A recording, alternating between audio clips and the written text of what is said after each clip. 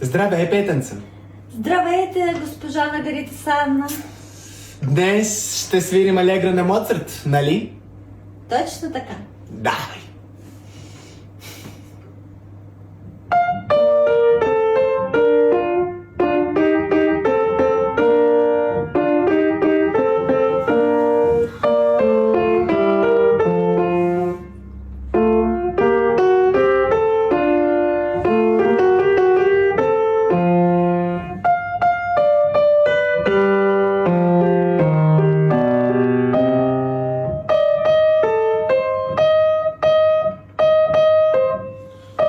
Спирай!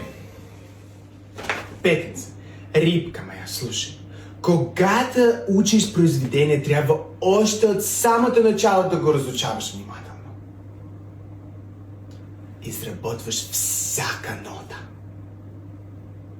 Не просто да я свириш, а да гледаш лигата, стаката, мецефорта. Виж сега, първата нотка е стаката.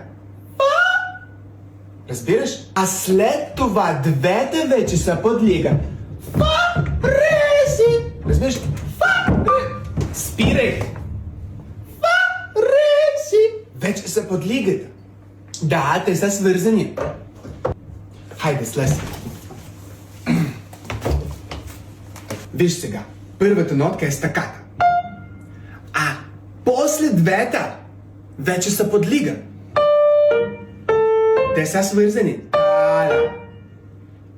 Друга лига. А долу има четвъртини. Колко трае една четвъртина? 2 осмини. За това на една нота в лявата ръка ти си пада 2 ноти в дясната. Всичко точно. Всичко трябва да бъде точно. Разбираш?